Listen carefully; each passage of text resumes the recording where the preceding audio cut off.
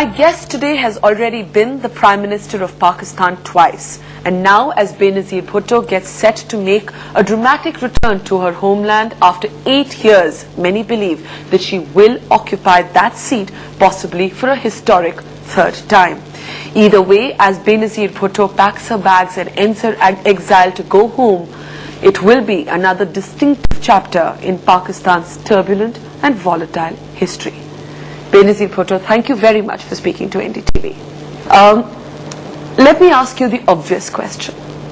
There is intense speculation in the subcontinent, especially in Pakistan, about whether you will actually be in Pakistan on the 18th as scheduled by the time this interview is on television stations across South Asia. Of course I'm going to be in Pakistan on the 18th as scheduled. In my long years of exile, I had never previously given a date. And now that I have given a date, I will keep my commitment to the people of Pakistan, who are the source of my strength and also the source of my inspiration to go on. But you've seen the sort of little covert pleas coming out of Pakistan right now. General Musharraf giving interviews saying it would be best if she returned a little later after all the court judgments are in place. Do you think he's panicking?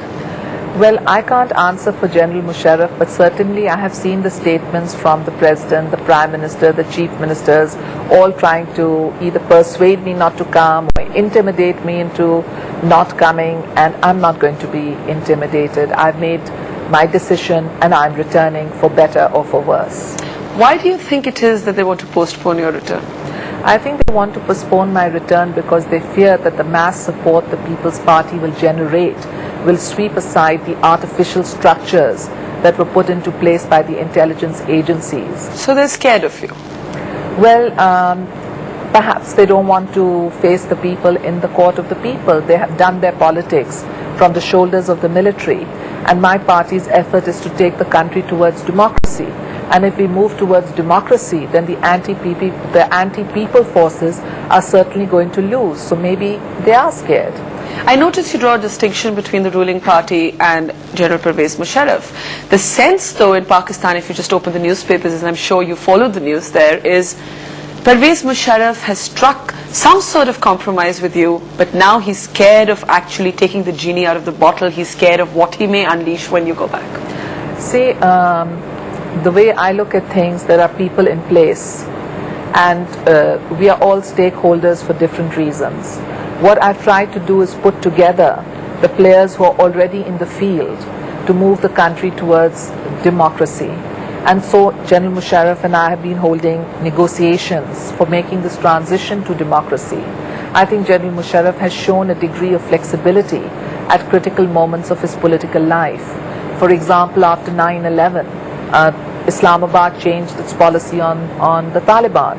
Or after Kargil, Islamabad changed its policy with India and began a composite dialogue. So I hope that this is a change of policy from dictatorship to democracy, although it's early days yet and too soon to predict.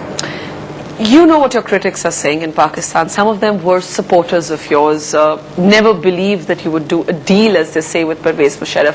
Does that word bother you, do a deal with Musharraf? It doesn't bother me because I know it's inaccurate. Why is it inaccurate? It's inaccurate because if I had wanted to do a deal with a military dictator, then General Musharraf took over in 1999. And at that time, I may tell you that I was also approached by some people as an interim prime minister, and I refused because I believe in democracy. Yet look at the circumstances in which you are returning. There is this very contentious National Reconciliation Ordinance that the Supreme Court is still to pronounce a final judgment on. Here's how somebody could say it to you. Pervez Musharraf offered to take back the dozen corruption charges against you and your husband. You've got a good deal going. This is a good time for you to return because you won't be put behind bars. Isn't that a deal? No, it's not a deal. Because it begs the question that when this was on the table as way back as 2000, why didn't I take it then? I would have got my husband released without 8 years in prison. I wouldn't have had to be hauled up before a Swiss magistrate or have Interpol notice